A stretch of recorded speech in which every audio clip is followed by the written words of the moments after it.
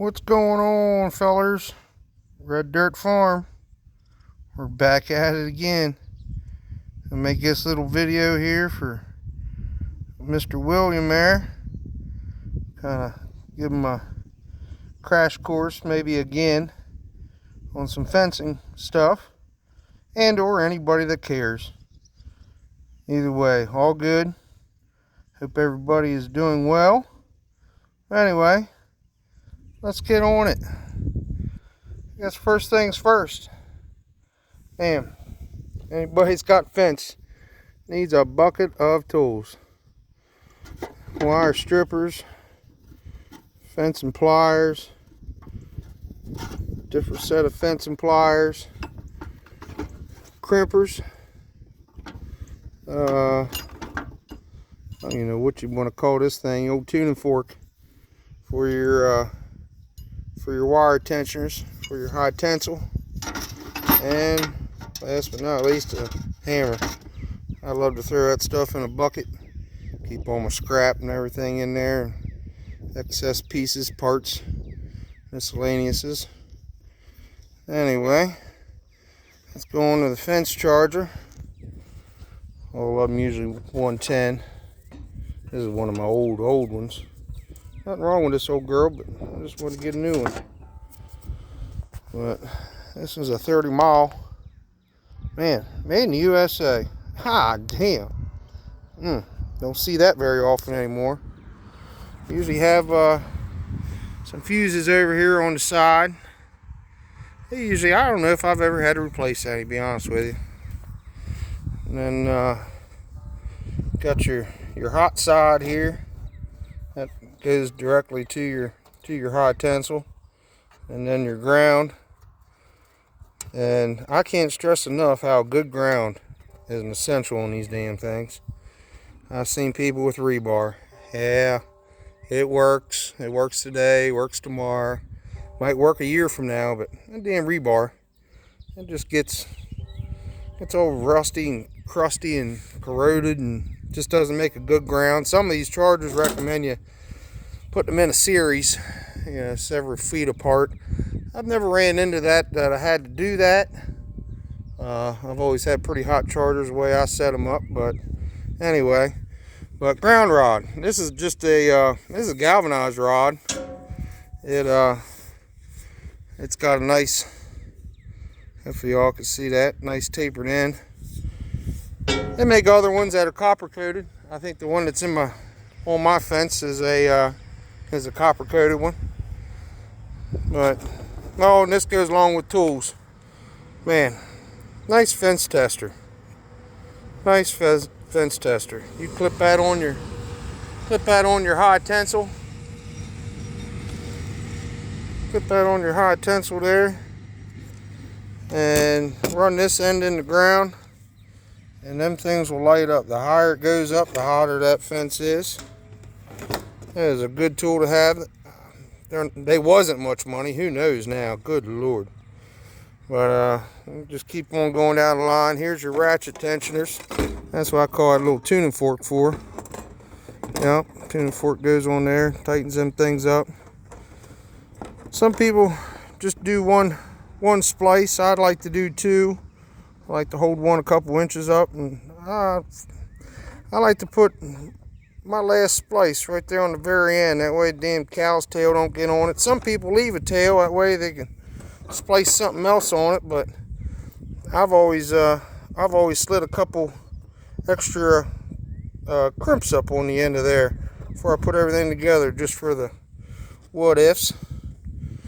Then we'll go on here to our direct bury for electric fence, and it's pretty heavy duty. Put that directly in the ground there. Hook it right up to the fencer. I use it for the ground, then run it over to my high tensile here.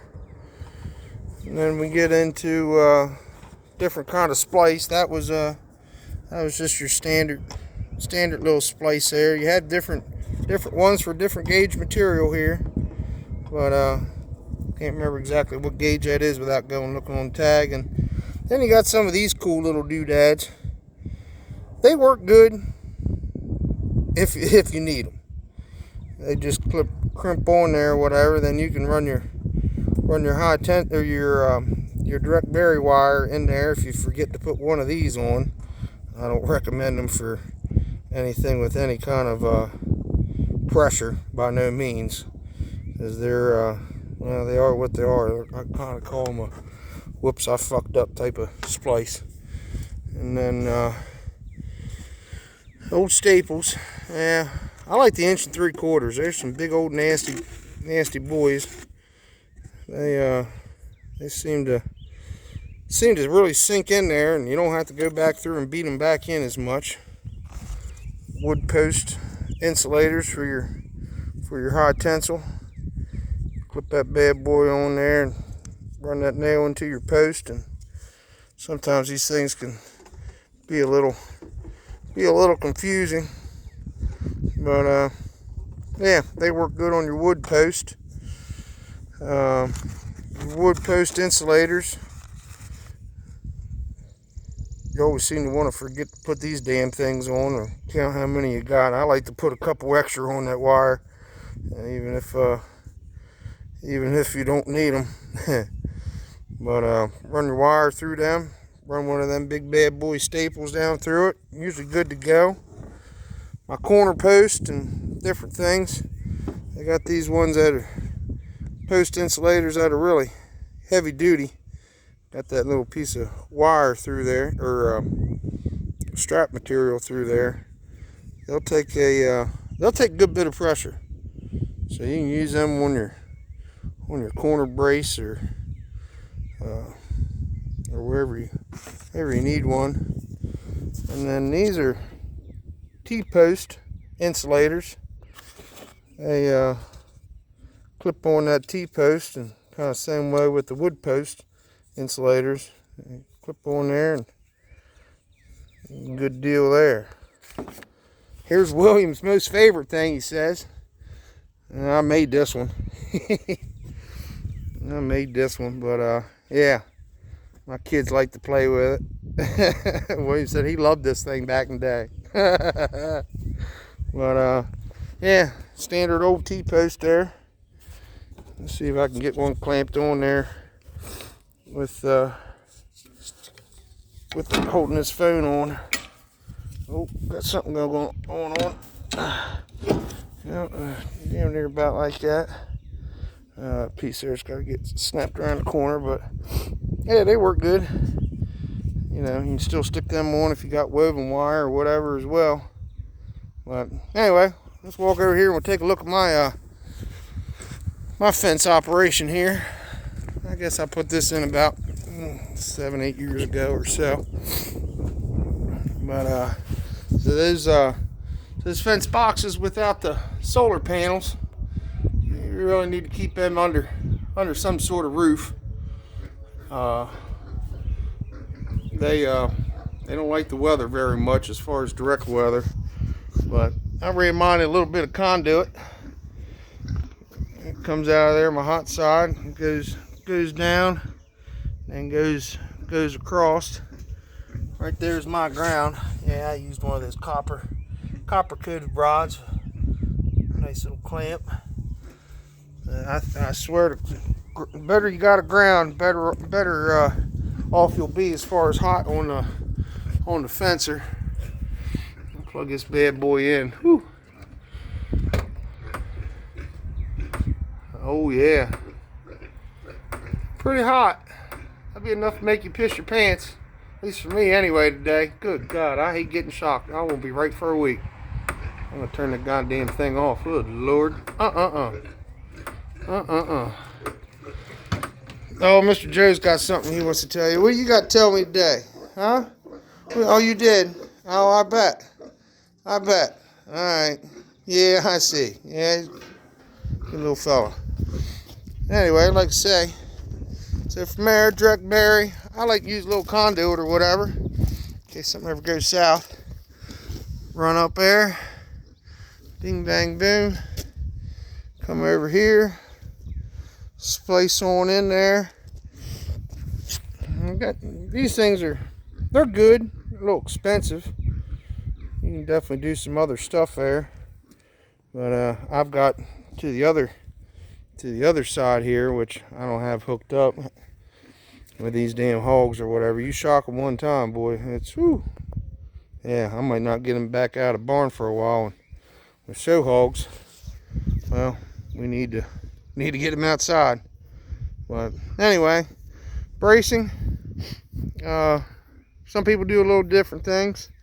Some people run that cross brace down, you know, quarter of the way down or whole way at the top, either way. Or some people just put one tensioner crisscross. I put an X in mine. Yeah, you run in that thing with a D8. Come on. But anyway, used to run a lot of T-post. It wasn't bad.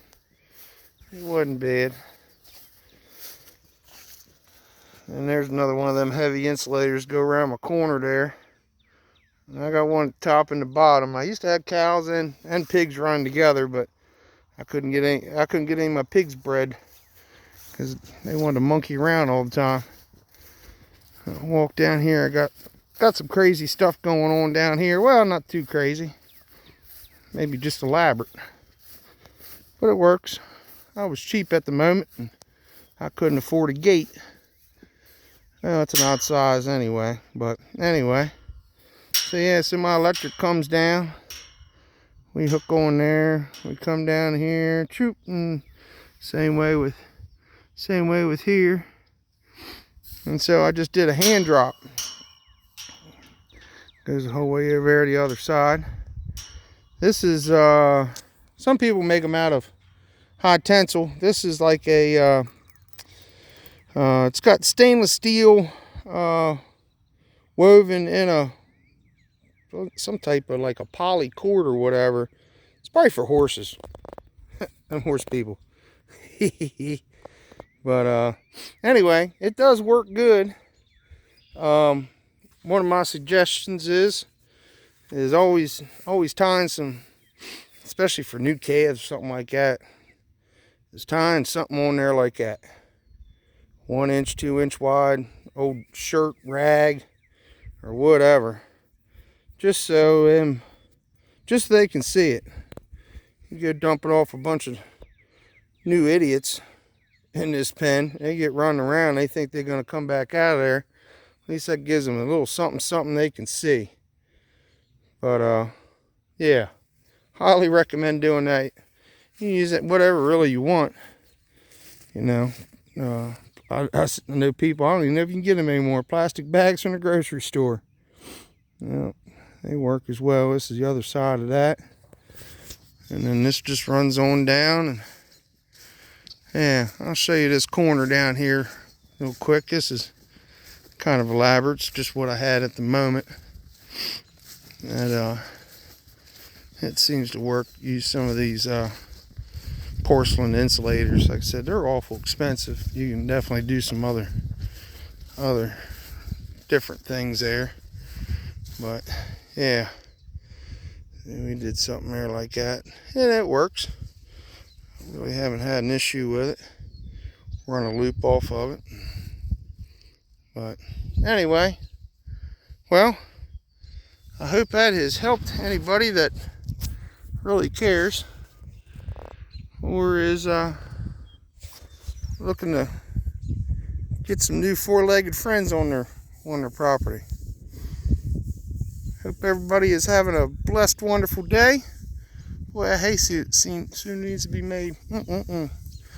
I'll put that on my list. Anyway, catch y'all later. Hope y'all having a blessed day. Red Dirt Farm out.